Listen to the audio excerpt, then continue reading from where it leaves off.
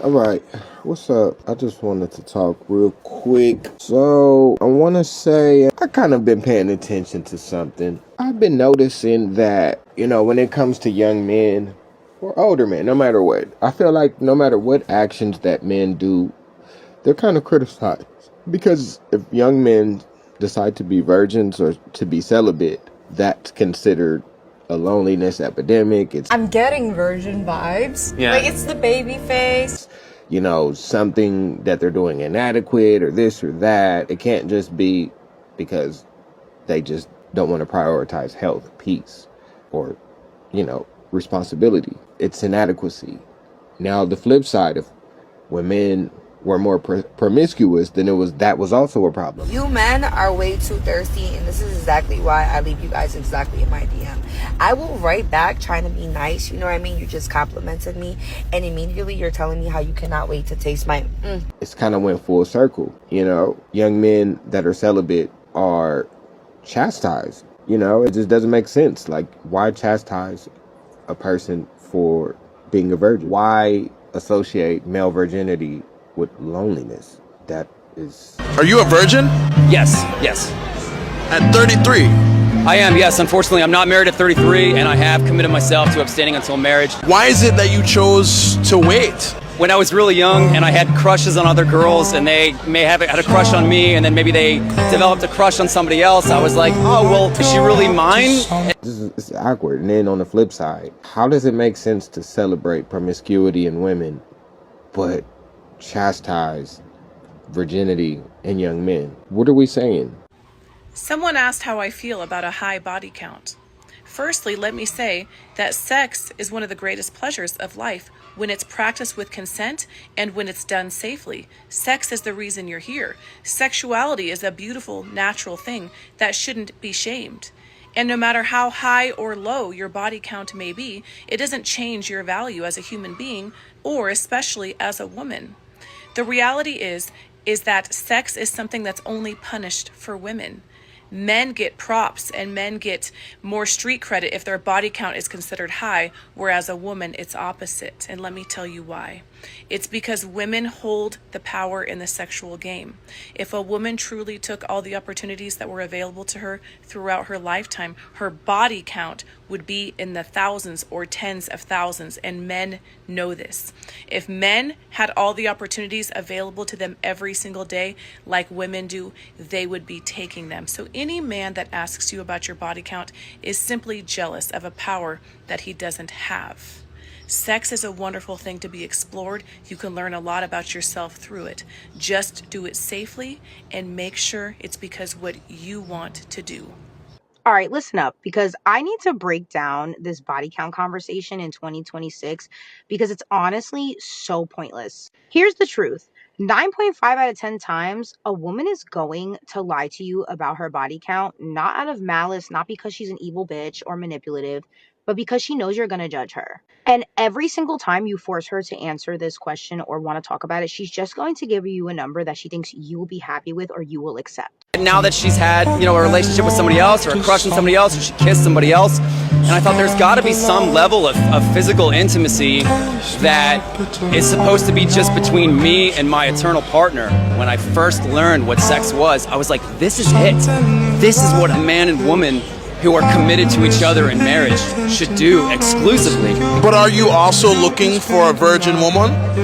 No, that's a good question. For me, I think that's right for me, and I want to be able to provide that commitment to my wife. But what I find funny about this is that at the end of the day, a man will never be able to anatomically tell how many men a woman has slept with, whether it's 5, 10, 50, 20, 30, you just can't. There's literally no physical proof. So my thing is, why obsess? It's an invisible number and it has no bearing on your current relationship. Now, I get it. As much as the fixation is silly or whatever the case may be, we do have to give some grace because as women, we are very big on not wanting to be with men who have community D, right? We're always saying, oh, we don't want a man who's dipped his stick in every girl in the general area because that's embarrassing. We don't want to pass around. Okay, so men are allowed to feel the same way. The only difference is women handle it so much more maturely. I understand that's unrealistic in today's society, so I'd be open to dating someone who is not also a virgin. Men only care about body counts because the more sexually experienced that you are as a woman, the more you are able to tell the difference between what you like and don't don't like. What, do you want people to have free choice or not? Like, if it's okay for women to be promiscuous, why is it not okay for guys to be, you know, virgins? I think it is saying something that male virginity has tripled in 10 years. It says something about society. The younger man is not like the older man. And then also, too, you have to combine that with the fact that Gen Z and younger generations are actually drinking less, the lowest amount, I believe, in their age group in American history. So Gen Z has drank less than any generation in history. They damn near not drinking at all, to the point where Vegas tourism is down dramatically. Clubs is down dramatically. Gen Z drinks 87% less alcohol than prior generations. The alcohol industry has lost over $830 billion. So if you want to go by, what's up, fool? If you want to go by generations, the boomers, they were capping at about 25 billion on alcohol sales.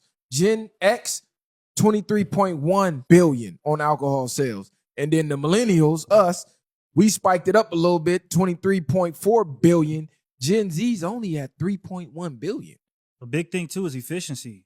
Gen Z want to bang for their buck, and you know, and to return on their investment. So why would I go spend $200 tonight, right? Wake up with a crazy hangover, you know, fucking throwing up and shit, when I can just go to the weed shop, spend $40, get high, have munchies, giggle, laugh, and then wake up tomorrow and be completely fine. So a lot of Gen Z has traded it for that. Or if you want to go extreme, you got niggas doing Xans and pills. And Exactly. Gen Z is they more on their health tip. That's why these gyms, you go to these gyms, you see the little mushroom top in there with pajama pants and Crocs. Them niggas is in there getting it in. Them little niggas is in there. What they call is look maxing now. They really caring about how they look. We can get into that look maxing shit too, because that shit gay. But they really are caring about their physical fitness more than generations. Alcohol consumption is down to 54% of the society, which is a big deal. Huge deal. Everything is down. Beer is down. Wine is down. Seltzers are down. Spirits are down. Let me tell you what I think is happening. The coffee shops of the world are the training grounds for bars.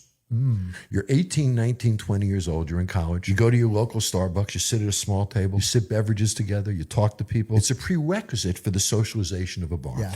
Look at the student unions in colleges. All of these things create that social connection. The pandemic killed that. Agree. Now I'm sitting home making drinks myself. We're drinking together on Zoom, right in our separate houses. Yeah. I'm now doing DoorDash. I'm now eating my edibles. I'm now smoking my joints. So this generation is much more comfortable at home than some of them are in bars. Social interaction is so important to us as a species. Yeah. So when I think about that, you know, these people are home sitting on a couch, eating their edibles, smoking their joint, you know, on their computer screen, rather than in a bar interacting with people, having fun, that does. something's happening, but I don't know. Just thought this stat was very interesting. And also, I haven't been going live. I would like to go live a little bit more and start connecting, because I need to do more reading. I need to do more reading out loud, and I was not able to monetize this channel, even though I do have a lot of followers and I have millions of views. They said there's not enough narration and interaction. I'm a video editor. I really don't like speaking unless it's in long form. I don't do enough content to, you know, be here on YouTube the way that they would like. So I'm going to try to make an effort. I like things to be produced a certain kind of way, but time and doesn't allow me to, you know, get the camera and get the production crew. So I'm going to do more faceless lives like this. I'm going to compromise with YouTube and meet them halfway. Hopefully we can meet some type of compromise. But I saw this article. I think what I'm going to start to do is, when I see an article or something that I think is relevant, or if I have an opinion, I'm just going to go live real quick and share the article, start reading it with you guys. All right, I hope you guys have a good day. Share, like, and comment. Also, too, I'm not sure how, but if you guys have some ideas or some shows or topics that you think will be cool, I want to do America's Funniest Animals. I think I like that. I like doing animal videos because everybody likes animals. Not everybody, but you know. Are you in, or are you going to go to college? I'm actually graduating this spring. So yeah, you're still in high school. No, I'm a third year in college. Oh shit, so you're not that young. Okay. You graduated? I am. Excuse me. You're too busy studying. Do you feel nervous? No. How does it make you feel if you ever seen Legally Blonde? Just a little bend and snap. Porter. What's wrong? There's no need for me to be looking down there.